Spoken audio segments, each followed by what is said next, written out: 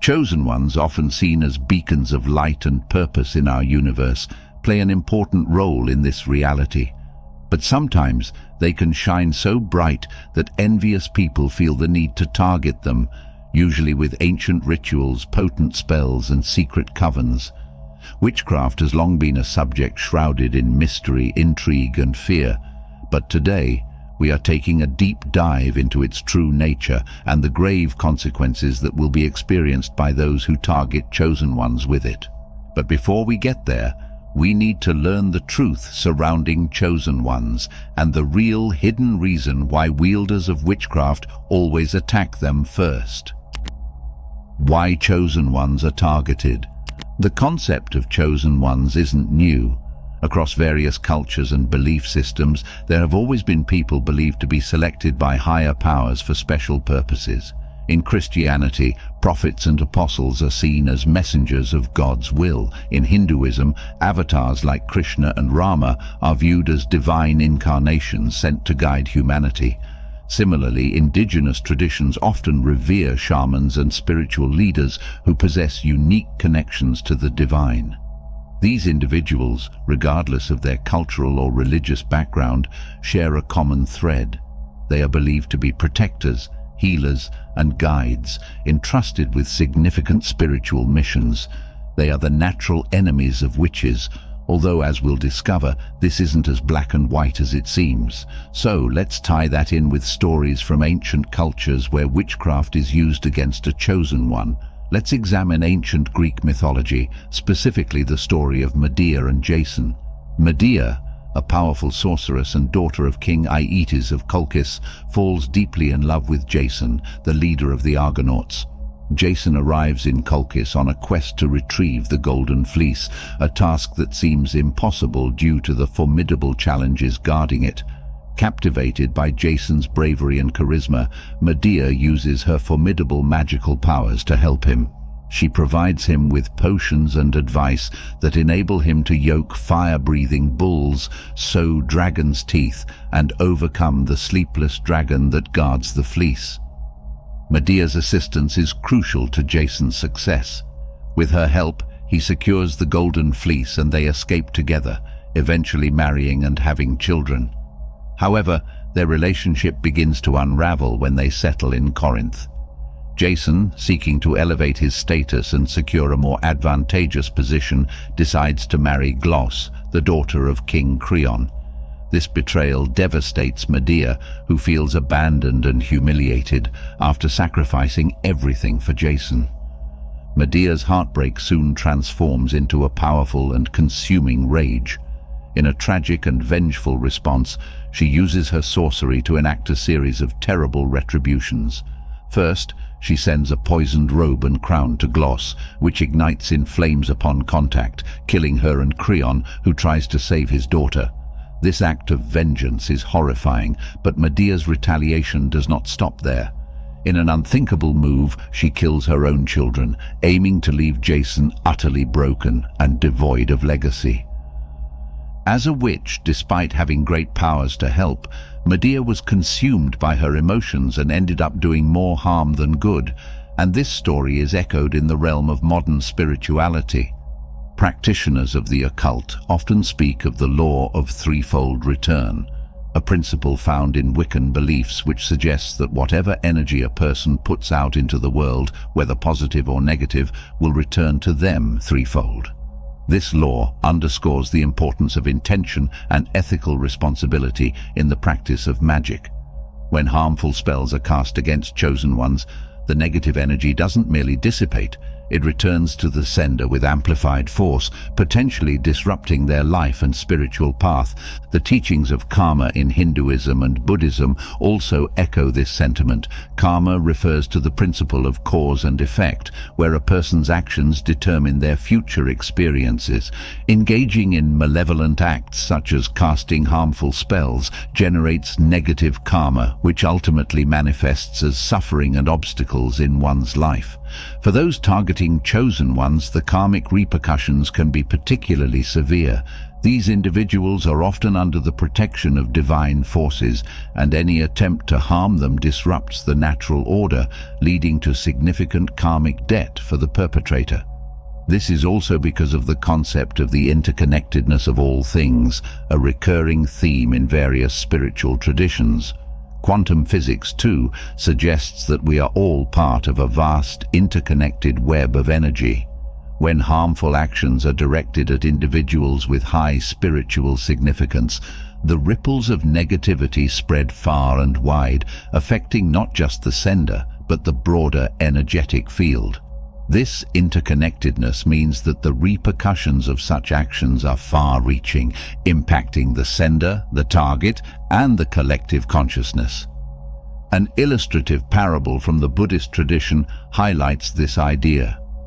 There's the story of Angulimala, a ruthless bandit who terrorizes villages and even attempts to kill the Buddha, but he's unable to harm him despite his strength and ferocity.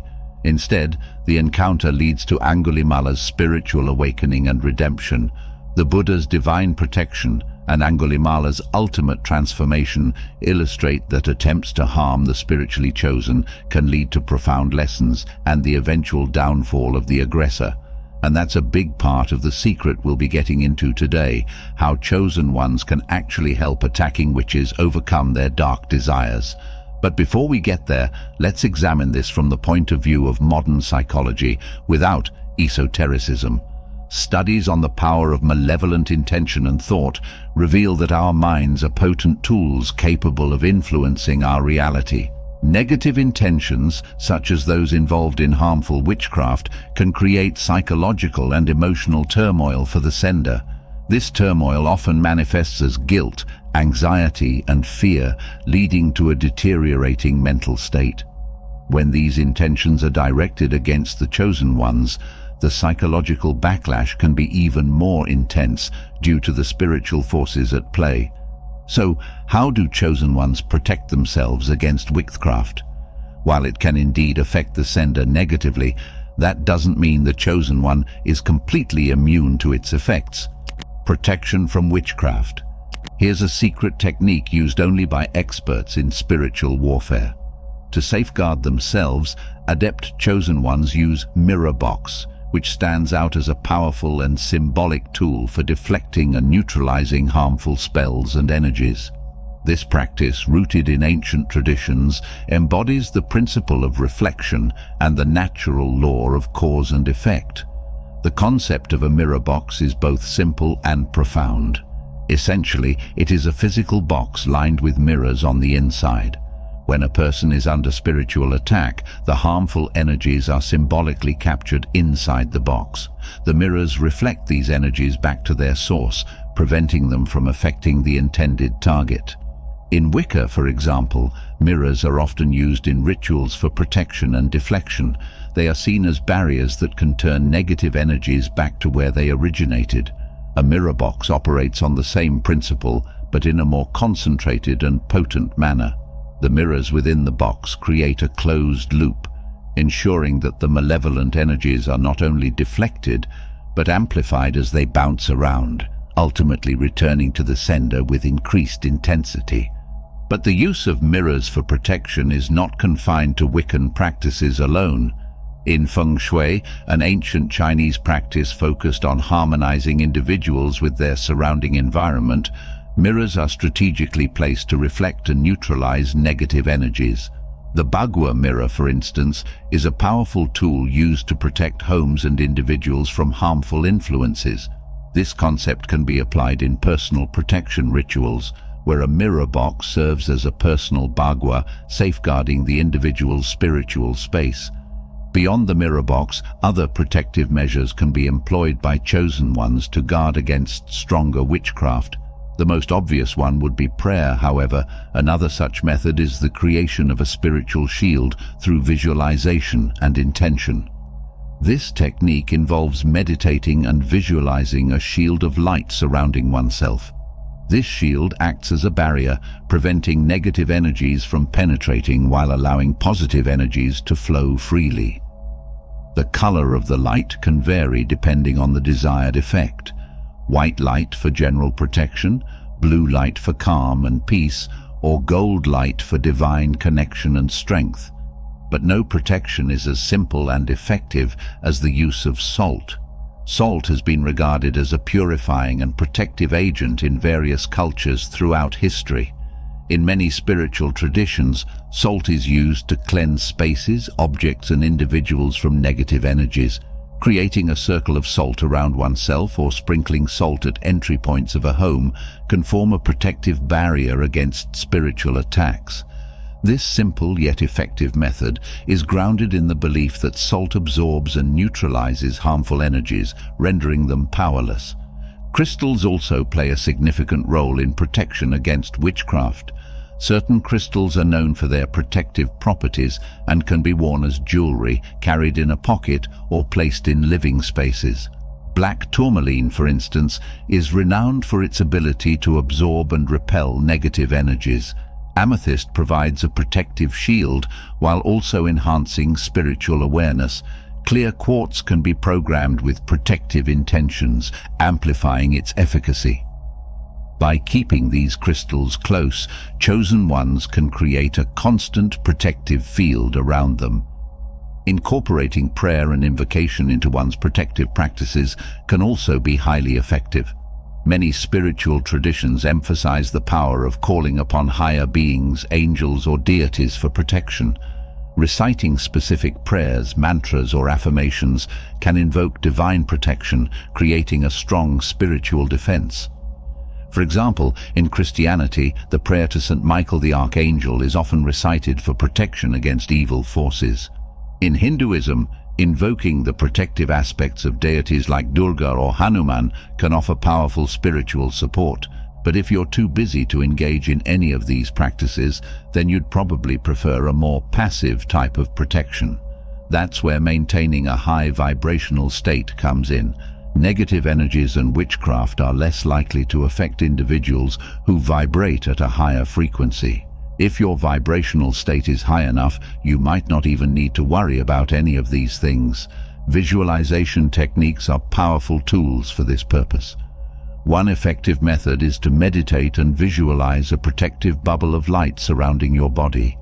This light can be white, representing purity and divine protection, or any color that resonates with you. As you strengthen this visualization, imagine the light growing more intense and impenetrable, forming a barrier that prevents any negative energy from reaching you. Practices such as regular meditation, engaging in activities that bring joy, and surrounding oneself with positive influences can also elevate one's vibration. This not only strengthens the individual's natural protective field, but also aligns them more closely with divine energies, enhancing their resilience against spiritual attacks. Now, all of these techniques are effective on their own, but there's one in particular that stands out due to being the most time-consuming, but also the most effective. It's the creation of a sacred space. This can be done by cleansing your environment of negative energies and establishing a safe, spiritually charged area. One common method for cleansing is smudging, which involves burning sacred herbs such as sage, cedar, or palo santo. The smoke from these herbs is believed to purify the air, dispelling negative energies and creating a protective barrier. As you move through your space with the smudge stick, focus on your intention of protection and purification, visualizing the smoke as a shield against any malevolent forces. Finally, community and support are vital in maintaining protection. Surrounding yourself with like-minded individuals who share your spiritual values and practices can provide a strong network of support. Engaging in group rituals, sharing protective techniques, and offering mutual support can amplify your collective protective energy. In times of spiritual attack, having a community to lean on can make a significant difference in maintaining your strength and resilience. So, what dreadful fate befalls a witch who attacks a chosen one with witchcraft? The fate of witches. Engaging in harmful witchcraft can weaken the perpetrator's spiritual power over time. They may find their abilities diminished or completely eradicated, leaving them vulnerable and powerless. This loss of power is often seen as a direct consequence of misusing their spiritual gifts. The psychological and emotional consequences of attacking chosen ones with witchcraft can be severe. Guilt, fear, and paranoia often plague those who have committed such acts. They may become haunted by the very energies they sought to control, leading to insomnia, anxiety, and deep emotional turmoil. This inner torment is a reflection of the spiritual imbalance they have created through their actions. The entities they called upon for aid are now silent, offering no comfort or resolution. Panic grips them as they realize the specter they summoned to haunt you now shadows their every move. In their attempt to offer you as a sacrifice, they've unwittingly offered themselves. They are now forced to confront your spiritual strength and its divine source, recognizing you as a force of divinity, unwavering and transformative. Despite their efforts to undermine you, they watch, perhaps obsessively, as you navigate life's challenges, not just surviving but thriving. Through your public and private affirmations, they realize you see through their deception and malevolence. Your heightened spiritual gifts have exposed their schemes and amplified your ability to condemn them. They now face the chilling truth that you hold the power to judge them, a power already manifesting in tangible consequences. Their desperation grows as their once trusted allies turn a deaf ear to their pleas. The deities and demons they relied on remain indifferent to their plight. It's a bitter realization for them, knowing the forces they thought were on their side have abandoned them. They now live in constant fear, haunted by the uncertainty of who will be the next target of their own creation. But what's important is not that the witch is absolutely destroyed by their dark rituals backfiring, but that the chosen one forgives them for their envy. While the consequences of attacking chosen ones with witchcraft are severe, there is always an opportunity for redemption and healing. Forgiving those who have attacked them through witchcraft is not just an act of benevolence, but a powerful step towards personal liberation and spiritual growth for the chosen ones. It requires a profound shift in perspective, moving beyond the immediate pain and injustice inflicted toward a broader understanding of cosmic balance and compassion. There's no magic more powerful than the magic of forgiveness. Those who realize the error of their ways can seek forgiveness and make amends. This process often involves acknowledging the harm caused and taking full responsibility for one's actions. It requires a deep and honest reflection on the consequences of their behavior. The role of forgiveness. Sincere repentance follows, involving seeking forgiveness from those harmed and making a commitment to change. This may include engaging in acts of kindness and service to counteract the negative karma generated. Many traditions offer rituals and practices for spiritual cleansing and purification to remove the negative energies accumulated through harmful actions and restore spiritual balance. Turning to spiritual leaders, healers, or mentors for guidance plays a crucial role in navigating the path of redemption. These guides can offer valuable insights and help align actions with higher spiritual principles. For the chosen ones who have been attacked, forgiveness can play a crucial role in the healing process. By choosing to forgive, they release the negative energy associated with the harm done to them, creating a space for healing and positive growth. Forgiveness does not mean condoning the actions, but rather freeing oneself from the burden of resentment and anger. Forgiving an attack. But let's be realistic first. Forgiving someone who has caused you harm, especially in a context as intense as feeling attacked by a witch, is challenging. Few people would be okay empathizing with an enemy, but the light within chosen ones is such that they're capable of forgiving even worse things than this. Start by acknowledging and accepting your emotions, anger, fear, sadness, or betrayal. Recognize that these feelings are valid. Try to understand the motives behind the actions, not to condone them, but to gain insight. Reflect on how holding on to resentment affects your well-being, often causing you more harm than the initial offense. In many spiritual traditions, forgiveness is viewed as a transformative practice that heals not only the individual, but also the collective consciousness. By releasing resentment and anger, chosen ones reclaim their inner peace and prevent the negative energies from perpetuating cycles of harm. This act aligns with the principle of karma, where positive actions sow seeds of positivity and healing. The journey towards forgiveness often begins with acknowledging the pain and trauma caused by the attack. It involves recognizing that holding on to grievances only perpetuates suffering and hinders personal growth. Instead, choosing forgiveness allows chosen ones to reclaim their power and refuse to be defined by victimhood. Philosophically, forgiveness resonates with the concept of universal interconnectedness, acknowledging that every action has ripple effects across the web of existence. By forgiving, chosen ones contribute to restoring harmony not just within themselves, but within the broader cosmic order. Parables and stories across cultures often illustrate the transformative power of forgiveness.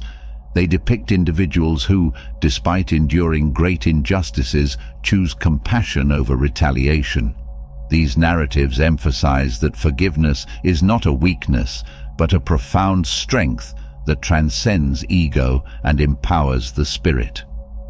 Furthermore, forgiveness is a practice that extends beyond personal healing. It sets an example for others and promotes a culture of empathy and reconciliation. By demonstrating forgiveness, chosen ones inspire others to embrace forgiveness as a pathway to healing and inner peace. Perform a forgiveness ritual, such as writing down your feelings and burning the paper to symbolize letting go, or visualizing the release of negative energy while meditating. Seek support from someone you trust to lighten the emotional burden and gain new perspectives. Forgive yourself for any negative feelings you've held onto, recognizing that it's okay to have felt hurt and that you're taking steps to heal. Moving forward with forgiveness also involves setting boundaries and practicing self-care. It does not mean forgetting or condoning the harm done, but rather choosing not to let it define one's future. It requires a commitment to personal well-being and resilience, nurturing a mindset of compassion towards oneself and others. Choosing this role isn't easy. It reflects a deep understanding of the interconnectedness of all beings and a commitment to healing not just themselves, but the world around them. As they navigate this path of forgiveness, chosen ones embody the wisdom that true liberation comes from letting go of grievances and embracing the transformative power of compassion. Remember, the light within you is powerful, and with the right practices and intentions, you can safeguard your spiritual well-being and thrive in your spiritual journey. I hope you enjoyed the video. If you did, feel free to subscribe to the channel. Thanks for watching.